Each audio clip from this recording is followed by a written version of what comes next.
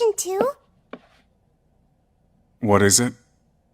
Why are you so different from all the other priests here at the cathedral?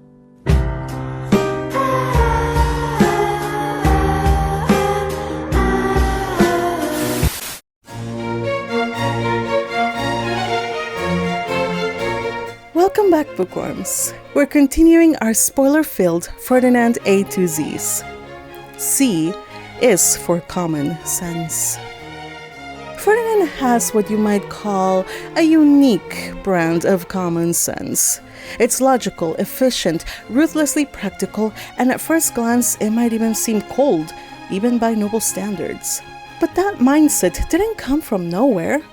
Today we're exploring how Ferdinand's past shaped his worldview and how, in turn, his twisted common sense fundamentally shaped Rosamine's approach to noble society. Ferdinand isn't just a brilliant noble or supporting character in Rosamine's meteoric rise. He's a masterclass of survival psychology. His version of common sense often feels jarring, especially compared to how other Yurgenschmidt nobles behave. It's only when Rosamine faces noble society head-on, particularly at the Royal Academy, that we realize just how foreign Ferdinand's mindset really is to typical noble culture. And yet, when you examine where he came from, it all makes devastating sense.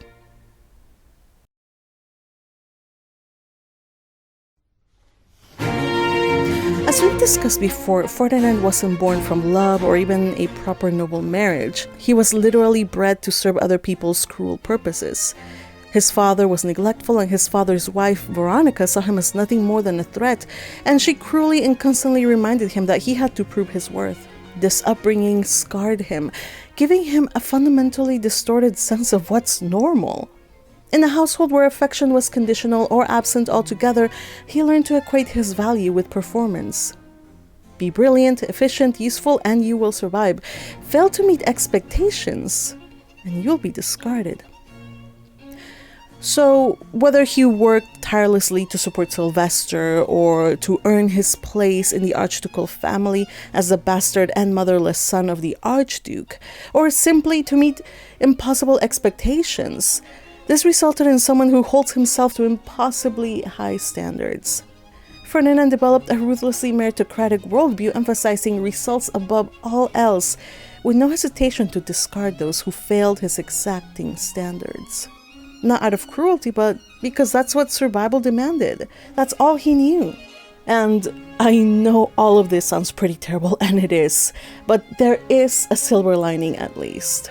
Ironically, this way of looking at others and valuing them for their contributions and competence is what allowed him to recognize Mine's value. He didn't care that she was just a lowly commoner.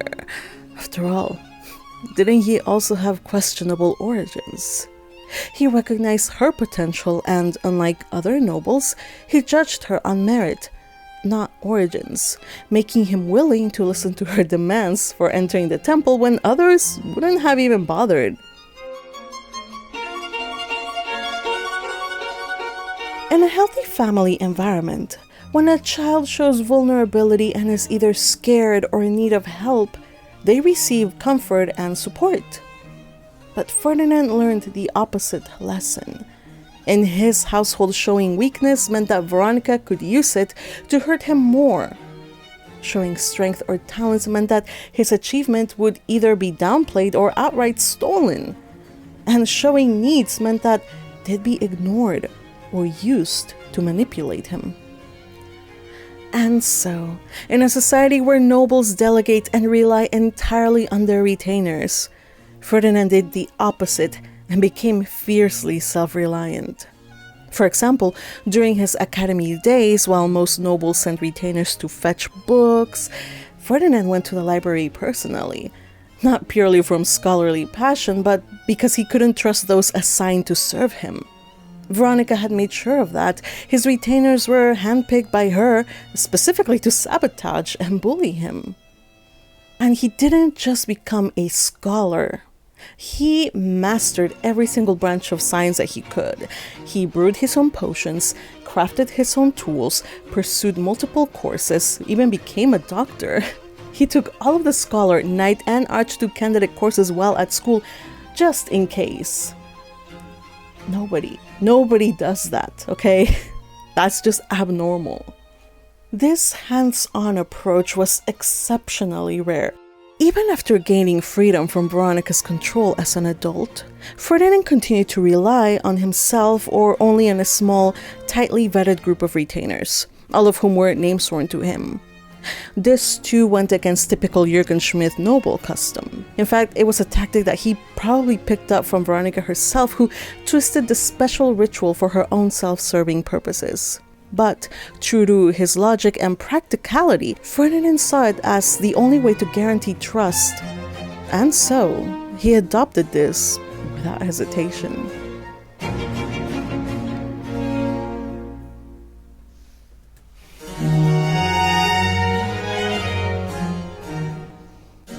Ferdinand's emphasis on practicality and maybe even pragmatism extended to even divine instruments.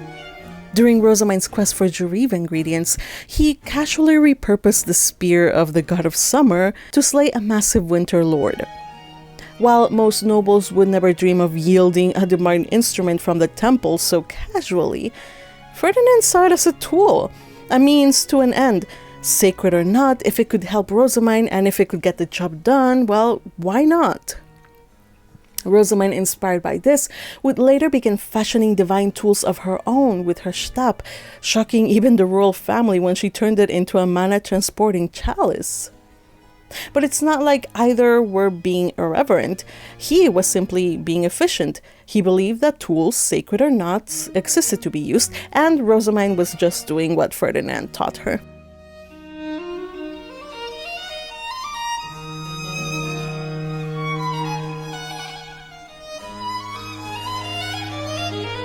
This reminds me that this is a man whose infancy was spent in a place where he was seen as a tool rather than a human being. He sees mana exchanges and self-dosing with potions as entirely clinical procedures born from sheer necessity. In Part 5, Volume 12, he shrugs off serious and actually quite valid concerns about dying an unconscious Rosamine with his mana. This was an act that could be seen, that was seen by other nobles as truly reprehensible. As he explains it himself, he was no regular noble. Having grown as he did, he wasn't averse to regulating mana with potions and similar methods. Deep down, he believed all people were fated to become face stones and that mana exchanges were natural. Therefore, self-dosing or dosing Rosamine with various potions and medicines, especially to maintain working condition, was simply practical. One could say that his ends justified his means, and a lot of readers may not agree, and justifiably so. But again, this is yet another glimpse of his unique and twisted common sense shaped by his awful past. He appears as a consummate perfect noble, but looking closer, past his beautiful, perfectly composed facade, he is decidedly not normal. And Rosamine absorbed all of this. As her guardian and tutor, Ferdinand's impossible standards became hers. She strove to match his expectations in scholarship, musicianship, magecraft, assuming that this was how nobles all operated, only discovering later at the Royal Academy that Ferdinand's training had made her an exceptional anomaly, and that all of that rigorous training had only set her up to follow in his footsteps and reach legendary status. She brewed her own potions, composed her own music, went to the library herself to get books rather than let her retainers do it for her. Though perhaps that's just a Rosamine thing. Well, nothing would have kept her from the library at that point. Well, anyway, she started crafting divine tools with her stab and wielding them about without blinking an eye, astonishing her teachers and royalty with countless innovations. And all the challenges that she encountered, she took them all in stride until she realized that as she interacted with other nobles that, maybe I'm the weird one. And it's all Ferdinand's fault.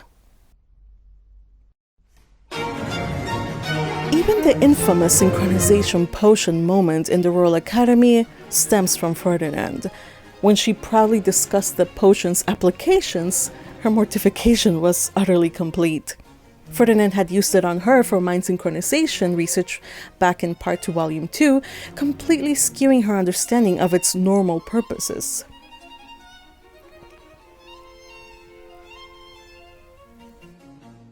Ferdinand never set out to change the world.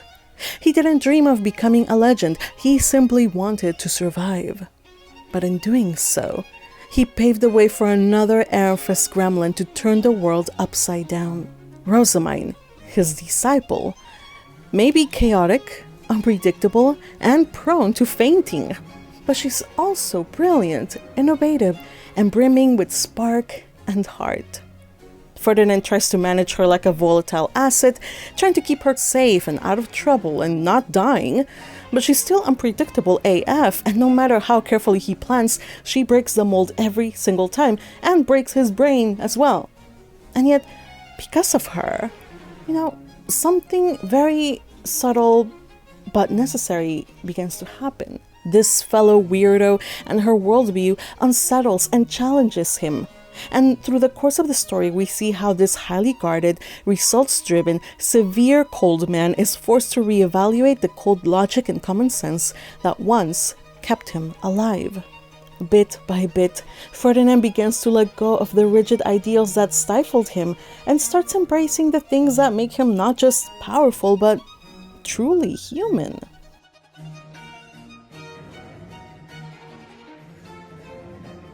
Ferdinand's version of common sense was forged in the crucible of trauma and pain. He was shaped by painful circumstances where value had to be earned and weakness meant destruction. His was a worldview that was cold and ruthless even by Yurgenschmidt noble standards, and yet, paradoxically, it made him the ideal mentor for someone who would go on to challenge that very world.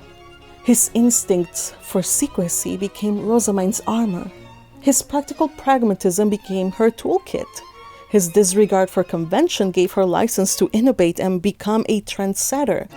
In striving to endure an impossible life, Ferdinand unwittingly laid the foundation for someone who would do more than survive.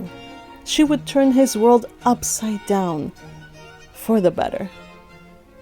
Ferdinand's transformation also reveals a crucial truth. Trauma can overcorrect our common sense, turning survival mechanisms into prison walls. What kept you safe in one context can keep you small in another. Ferdinand's early life taught him that secrecy equaled safety, that trust was a liability, and that worth was measured purely by utility. As we've seen, these weren't irrational beliefs. They were logical responses to a hostile environment.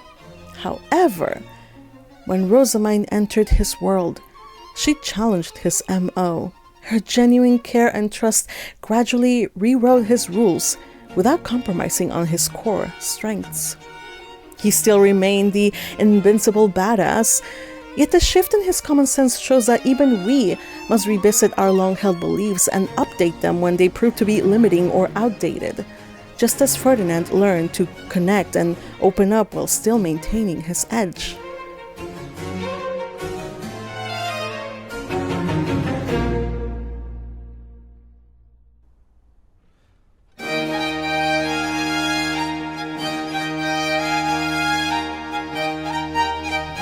And so, here's something I want you to ponder on.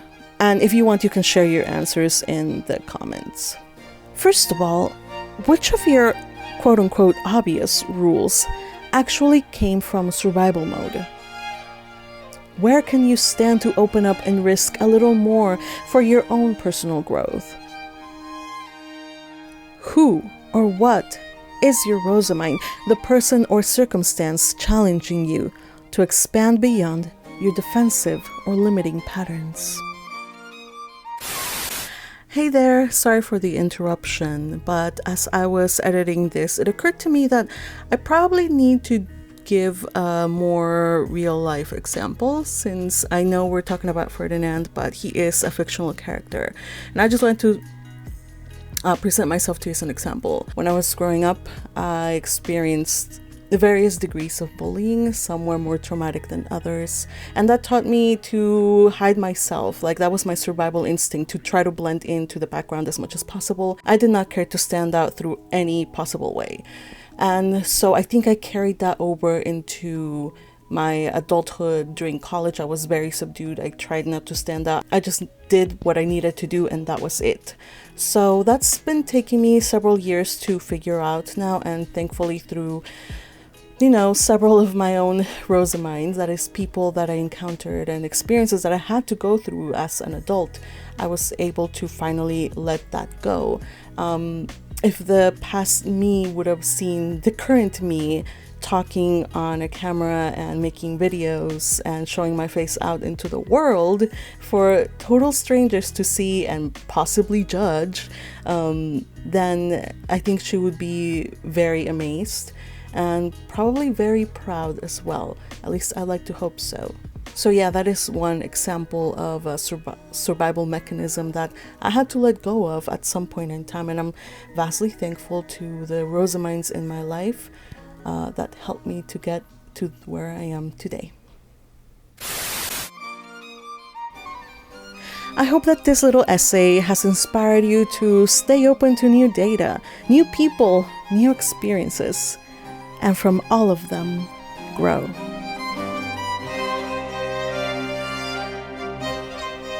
And that wraps up C in our Ferdinand's A to Z series. What do you think D might cover?